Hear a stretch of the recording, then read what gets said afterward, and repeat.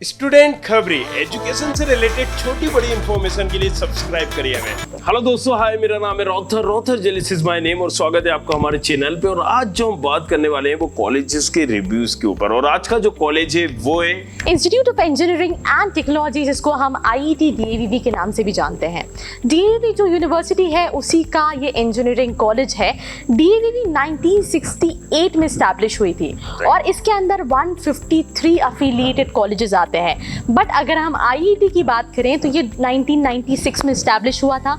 Public institute है, UGC approved है और 500 एकर्स कैंपस में स्प्रेड है। अगर हम इसकी डिस्टेंस की बात करें, अगर आप एयरपोर्ट से जाते हैं तो 15 किलोमीटर्स का डिस्टेंस है और अगर आप रेलवे स्टेशन से बात करें तो 6 किलोमीटर का डिस्टेंस है कॉलेज का।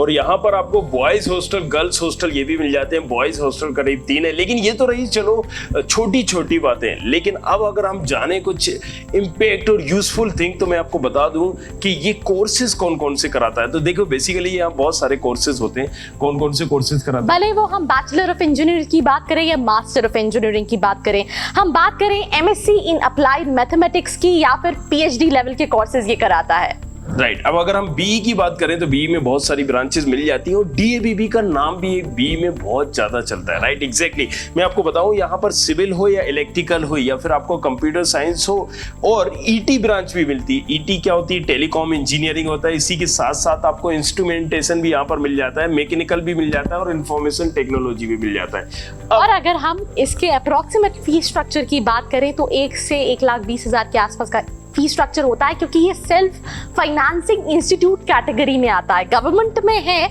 ये भी कंफ्यूजन होता है स्टूडेंट्स को कि गवर्नमेंट है तो इतनी ज्यादा फीस क्यों है। सेल्फ फाइनेंसिंग मतलब ये अपना खर्चा खुद उठाता है। राइट। और अगर हम ये आपको बता दें कि अगर NIT, IIIT या फिर आप IIT कॉलेजेस को छोड़ दें तो मध्य प्रदेश में नंबर दूसरे दर्जे का कॉलेज है ये। राइट, यहाँ पर हमें NIT की बात नहीं कर रहा हूँ, क्योंकि अगर आप कंपेयर करने लगे से मेनेट से या फिर IIIT से, इट्स नॉट लाइक दैट, या फिर IIM इंदौर से, मैं उसकी बात नहीं कर रहा हूँ। लेकिन अगर मैं यहाँ पर गवर्नमेंट या प्राइवेट सेक्टर की बात करूँ, NIT, IIIT और गवर्नमेंट फंडेड कॉलेजेस को छोड़ के, सो ये नंबर 2 पोजीशन पे आता है HGS ITS के बाद। अब हम बात करते हैं eligibility criteria and admission process की। एलिजिबिलिटी क्राइटेरिया जनरल, अगर आप जनरल के हैं तो 50 परसेंटाइल आपका 12th में होना जरूरी है। अगर आप OBC के हैं तो 45 और अगर आप ST SC के हैं तो 40 परसेंटाइल होना चाहिए। थोड़ी बहुत गड़बड़ हो जाती है। लेकिन सपोज यहाँ पर आपको 45 भी कई जगह पर डिमांड किया जाता है। अब अगर हम इसकी एडमिशन प्रोसेस की बात करें तो इसकी एडमिशन प्रोसेस DT काउंसलिंग के थ्रू होती है। और DT काउंसलिंग पर हमने सेपरेट वीडियो बनाया हुआ है, आप जाके उसे देख सकते हैं। लेकिन फिर भी हम यहाँ बता देते हैं, DT काउंसलिंग में क्योंकि ये नंबर दूसरे नंबर पे आता है HGS ITS के बाद, और इसकी जो ब्रांचेस है लगभग सभी ब्रांचेस भी भर जाती है और 1 लाख की रैंक पे भी भर जाती है।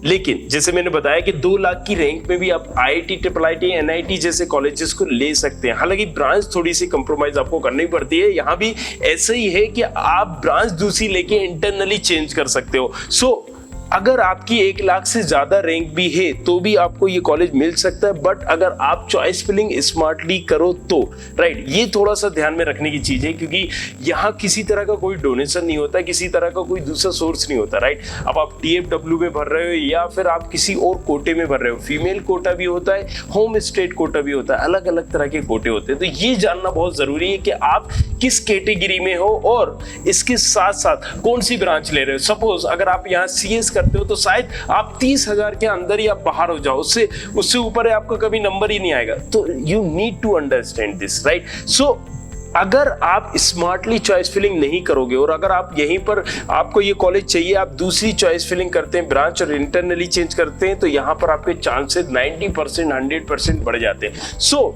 इससे काउंसलिंग के ऊपर भी हमने एक वीडियो बनाया हुआ है। बट मैं इन शॉर्ट आपको थोड़ा सा एक्सप्लेन कर दूं, आपको आई थिंक समझ में तो आ ही गया होगा। इसमें कई सारे राउंड्स होते हैं, first round, second round, upgrade round, even internal branch change round. उसमें आपको JEE मेंस के बेसिस पे और 12th के बेसिस पे भी काउंसलिंग होती है। 12th के बेसिस पे चांसेस कम होते हैं बट फिर भी मिलने के चांसेस हैं, ऐसा नहीं है कि बिल्कुल नहीं है। अब कई बार ऐसा होता है, जैसे इन्होंने बताया कि अगर आपकी 1 लाख से ज़्यादा रैंक है तो आपको मिल सकता है, बट मैंने ऐसा भी देखा है कि जिनकी 50-60 हज़ार रैंक है उनको भी ये नहीं मिल पाए क्योंकि उन्होंने प्रॉपर काउंसलिंग नहीं की है। यहाँ पे काउंसलिंग का एक बहुत इंपॉर्टेंट रोल है। TFW सबसे इंपॉर्टेंट रोल होता है क्योंकि इसी की बदौलत आपको ये कॉलेज मिल सकता है और कोई भी दूसरा तरीका नहीं। और TFW में आपकी ट्यूशन फीस भी माफ हो सकती है। उसमें जनरल कैटेगरी वाले बच्चे भी एलिजिबल हैं अगर उनका इनकम सर्टिफिकेट 1.5 लाख के अंदर है।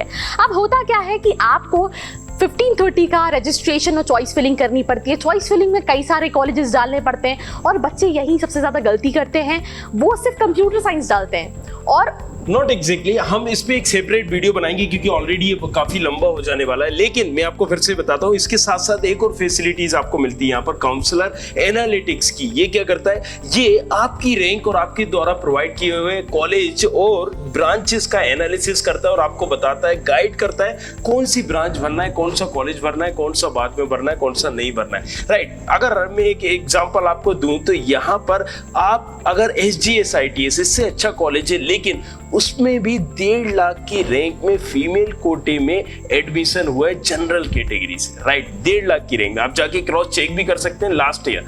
सो आपको ये समझना जरूरी है कि 1.5 लाख में जब SGSITS में EC ब्रांच मिल जाती है, राइट, अभी बहुत सारे बच्चों को ताज्जुब होगा यहाँ पर, क्योंकि आपको 30,000 में भी नहीं मिलेगी। इसलिए मैं क्या बोल रहा हूँ कि चॉइस फिलिंग, क्योंकि यहाँ पर आप दूसरे तरीकों में मत पढ़िए। राइट, सो बड़ा इंपॉर्टेंट रोल प्ले करता है चॉइस फिलिंग। उसके लिए भी हमने इसलिए सर्विसेज रखी है। साथ में एक काउंसलिंग खबरी एक सेगमेंट रखा है जिसमें काउंसलिंग के बारे में बात होगी और वहां जाके आप अपनी काउंसलिंग के बारे में डिटेल इंफॉर्मेशन देख सकते हैं और पता कर सकते हैं कि काउंसलिंग करनी कैसे। सो कम टू द पॉइंट, क्योंकि अब हम बात करते हैं, थोड़ा सा मैं रफ आइडिया दे देती हूँ। बच्चे इस बेसिस पे सोचते हैं कि मुझे ये कॉलेज मिल जाएगा नहीं मिल जाएगा, बट मैं लास्ट ईयर के कट ऑफ का थोड़ा सा आपको अगर मैं बात करूँ, फर्स्ट राउंड का जो कट ऑफ है, जैसे अगर आप कंप्यूटर साइंस की बात करें, इसकी ओपनिंग रैंक अगर आप जनरल कैटेगरी के हैं, आपके पास MP का डोमिसाइल है, तो 16,000 से 30,000 के बीच में गया है। बट बच्चा ये सोचता है कि लेट्स से मेरी 28,000 रैंक है तो मुझे तो मिल जाएगा, तो ये फ्लक्चुएट करता है। आप इसको सिर्फ समझ सकते हैं 2018 के और 19 के कट ऑफ से। और ये भी देखना कि कितनी सीट्स अलॉट हुई हैं। कई बार 10,000 की रैंक के बीच में हार्डली 1 और 2 ही सीट अलॉट हुई होती हैं, तो ये भी समझना बहुत इंपॉर्टेंट है। नहीं, इससे देखिए, आप ऐसा समझिए कि अगर आप यहाँ पर पिछले साल, मान लीजिए हम एक एग्जांपल ले ले, 4 साल पहले एक सिविल मैकेनिकल का स्कोप था, डिमांड ज्यादा थी सिविल मैकेनिकल की। राइट, सो जिसकी ज्यादा डिमांड होगी उसका कहीं ना कहीं कट ऑफ ऊपर नीचे होता है। अगर पिछले साल CSIT की थी तो हो सकता है इस साल CS और EC की हो। तो आपको यह समझना जरूरी हो सकता है कि जिस रैंक में EC पिछले साल मिला था, हो सकता है इस साल आपको हाफ रैंक पे भी नहीं मिले। सो ये एनालिसिस करना बहुत जरूरी है। उस टाइम पे कितने लोग भर रहे हैं उस चीज के लिए, कितनी डिमांड है किस ब्रांच की, ये समझना बहुत जरूरी है। कोटा कौन सी ब्रांच के लिए, ये समझना बहुत जरूरी है। सो काउंसलिंग खबरी जरूर देखिएगा, वहां डिटेल इन्फॉर्मेशन हो। कुछ पूछना है तो नीचे नंबर दिए गए, आप पूछ सकते हैं हक से। बाकी मैं आपको थोड़ा सा और दूसरी ब्रांचेस का आइडिया दे देती हूँ। अगर आप OBC कैटेगरी के हो तो 24,000 से 33,000 के बीच में है। अगर हम EI की बात करें, इसमें अगर आप अनरिजर्व कैटेगरी के हो, ऑल इंडिया सीट पे, तो 45,000 से लेके 47,000 तक क्लोजिंग रैंक गई हुई है। और अगर आप EWS से हो तो 58,000 से 72,000 के आसपास। बाकी हम इस पे वीडियोस बनाएंगे, जैसा कि आपको रौतन ने बताया, तो उसके लिए आप अपडेटेड रह सकते हैं। अब हम बात करते हैं एक और बहुत इंपॉर्टेंट पैरामीटर की, जो है प्लेसमेंट्स। वैसे कॉलेज ने कहीं पे भी प्लेसमेंट्स मेंशन नहीं किए हैं उनकी साइट पे, बट ये प्लेसमेंट मैं आपको जो बता रही हूँ, ये मैं स्टूडेंट्स के रिव्यूज के बेसिस पे बता रही हूँ। Officially I have checked lot, her section में उनके IET DAVV में उन्होंने कहीं पे प्लेसमेंट स्टार्ट्स मेंशन नहीं किया है। बट स्टूडेंट्स का ये कहना है कि इस कॉलेज में 4.5 लाख से लेके 35 लाख तक के पैकेजेस मिलते हैं। मतलब इट्स नॉट, अगर आप बात करें आप 4 साल में जितनी फीस इन्वेस्ट कर रहे हैं उस हिसाब से it's not a bad option. कई सारे स्टूडेंट्स को 8 लाख 10 लाख एंड इवन 6.5 लाख के भी पैकेजेस मिले। अगर हम कंपनीज की बात करें तो कंपनीज ऑब्वियसली पहले आपका GD होता है, रिटन टेस्ट होता है, उस बेसिस पे आपका वो सिलेक्ट करती हैं। कई सारी कंपनीज जैसे कि एक्सेंचर है, TCS है, VMware है, सिंटांगो है, या फिर हम बात करें माइक्रोसॉफ्ट की कई सारी कंपनीज प्लेसमेंट लेके आती हैं। कुछ स्टूडेंट्स का ये कहना है कि इनके पास जो मेजॉरिटी ऑफ प्लेसमेंट्स हैं वो उनके कंप्यूटर साइंस एंड EC और इन ब्रांचेस में, थोड़ा सा कोर ब्रांचेस में एज कम्पेयर टू प्लेसमेंट्स कम है। बट 80-85-90 परसेंटाइल तक बच्चे प्लेस हो जाते हैं, बिकॉज Right. इस कॉलेज के अंदर एडमिशन इतना इजी नहीं है। आप कट ऑफ को देखकर समझ गए हो। मैंने आपको पहले भी बताया था कि आप अगर IIT, IIIT, NIT में आपका एडमिशन नहीं हो रहा है और अगर आप चाहते हो कि मध्य प्रदेश से मुझे इंजीनियरिंग करनी है तो SGS ITS के बाद दूसरे नंबर का ये कॉलेज आता है। बेझिझक इसको चूज कर सकते हो। वाकई में इसकी सारी ब्रांचेस कहीं ना कहीं बेटर है। बट मैं कुछ और कंपनीज के आपके नाम बता दूं, जैसे कि कॉग्निजन है, एटॉस है, एमडॉक्स है, एक्सेंचर है, अडोब है। आप कंपनी के नाम से समझ सकते हैं किस लेवल की कंपनीज आती है, क्योंकि ये भी मैटर करता है कि कंपनी MNC है या लोकल लेवल की कंपनी है, इंदौर लेवल की कंपनी है, जेंसर है, ऐसी कई सारी कंपनी, बॉश, कई सारी कंपनीज आती हैं। अपार्ट फ्रॉम दिस एक और चीज़ मैं आपको बताना चाहूँगी कि लाइक फॉर एग्जाम्पल कॉलेज के एलुमनाइज कौन कौन है, यू नो, बिकॉज ऑब्वियसली काफ़ी पुराना कॉलेज है तो कॉलेज के एलुमनाई बेस कितना स्ट्रॉन्ग है। एलुमनाई बेस से पहले मैं सोचती हूँ कि हमें हॉस्टल फैसिलिटीज़ के बारे में राइट अगर हम हॉस्टल फैसिलिटीज़ की बात करें तो यहाँ मेल फीमेल दोनों के लिए हॉस्टल फैसिलिटीज़ मिल जाती है। और वो समथिंग अगर हम फीस की भी बात करें तो बहुत ही नॉमिनल अमाउंट रखा हुआ है यार, 25,000 समथिंग ये आपकी फीस होगी। अब मोस्ट इम्पोर्टेंट जो यहाँ पर एक है कि बच्चों का एक रिव्यू क्या है, स्टूडेंट ने क्या रिव्यू दिया है। देखिए चूंकि ये गवर्नमेंट कॉलेज है राइट, सो हम यहाँ पर ना इसके फेवर में जा रहे हैं और कॉलेज वाला भी कोई अपना रिव्यू प्रोवाइड नहीं करता है क्योंकि गवर्नमेंट कॉलेज है। लेकिन फिर भी हम आपको बता दें दूसरे नंबर का कॉलेज है अगर बाकी से कंपेयर किया जाए। लेकिन मैं फिर से आपको बोल रहा हूं अब आप इसको IIT NIT से कंपेयर नहीं कर सकते राइट। अगर IIT NIT और गवर्नमेंट फंडेड कॉलेज नहीं मिल रहे और MP में आपका ऑप्शन है तो ये दूसरे नंबर पे। उसमें अगर ओवरऑल हम इसको देखें तो प्लेसमेंट में या ओवरऑल में हम इसको देंगे 7-10 में से राइट। अब अगर हम यहाँ बात करें कि एकेडमिक में काफी अच्छा इसमें रिव्यू मिला हुआ है 8 राइट और 8.2 आप दे सकते हैं। एकोमोडेशन में थोड़ा सा लो गया है 6.8 समथिंग आप समझ लीजिए। फैकल्टी भी यहाँ पर अच्छा मिला हुआ है 7.7।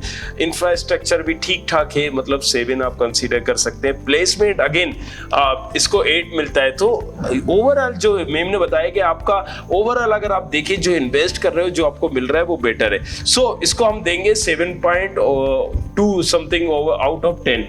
बट मैं आपको फिर भी थोड़े से नोटेबल एलुमनाइज बता दूं, जैसे कि पीयूष शुक्ला है जो कि चीफ फाइनेंशियल ऑफिसर है वामा गुनवारी एडवांस ऑटोमोबाइल के। फिर अरिबन बैनर्जी हैं जो कि एसोसिएट डायरेक्टर है बैंकिंग एंड फाइनेंशियल सर्विसेज कॉग्निजन में। उसके अलावा आशीष है जो कि वाइस प्रेसिडेंट है JP मॉर्गन चेज के। सो काफ़ी सारे नोटेबल एलुमनाइज हैं। इसका उन्होंने कॉलेज की वेबसाइट पे भी मेंशन किया है कौन कौन एलुमनाइज है। तो जितना पुराना ये कॉलेज है उतना स्ट्रॉन्ग इनका एलुमनाई नेटवर्क भी है। बट अगर हम इसके अलावा बात करें तो कैंपस तो काफी बड़ा है, 500 एकड़ में स्प्रेड है। तो आपको स्पोर्ट्स में सभी मिल जाएगा बट उतना ज़्यादा एक्टिवली पार्टिसिपेशन स्पोर्ट्स में नहीं होता है। अदरवाइज कल्चरल इवेंट्स होते हैं, फेस्ट होते हैं, सेमिनार्स होते हैं, ये सारी चीज़ें होती हैं। अगर हम बात करें हैकाथॉन होती है, ये सारी चीज़ें आपको कॉलेज के अंदर मिल जाएंगी। तो अगर हम एक्स्ट्रा करिकुलर में बात करें तो ऑन एंड ऑन अच्छा ऑप्शन है जिसको आप कंसिडर कर सकते हैं right. So this was a video on IET DAVV। If you are left out with any question, यार दिमाग में कोई भी सवाल है जिसका जवाब नहीं मिला है, नीचे जाना है कमेंट में बताना है राइट। या फिर किसी और कोर्सेज को लेके भी हो MBA या कुछ और, लेकिन फिर भी मैं बता दूं क्योंकि ये बेटर जो है वो इंजीनियरिंग के लिए है और इसके लिए एडमिशन प्रोसेस और सारी जानकारी हम आपको देते रहेंगे आगे भी। और नीचे जाके कमेंट करना है और सब्सक्राइब अभी तक नहीं किया हो तो सब्सक्राइब जरूर करना है और अपने दोस्तों के साथ शेयर भी करना है। मैं काट रही हूँ आपकी बात को बट दोस्तों के साथ शेयर करना बिल्कुल नहीं भूलना है। बिकॉज मैं अगेन आपको बताऊं इस कॉलेज के लिए लोग यूपी से, बिहार से, इवन दिल्ली से, इवन कई सारे रीजन से ट्राई करते हैं और स्पेशली जो छोटे छोटे गाँव होते हैं वहाँ से ट्राई करते हैं। उनको इतनी इन्फॉर्मेशन नहीं होती है। तो अगर आप कोई ऐसे स्टूडेंट हैं और आपके बहुत सारे दोस्त हैं जो यहाँ पे जाना चाहते हैं तो उनके साथ शेयर जरूर करो। Thank you very much.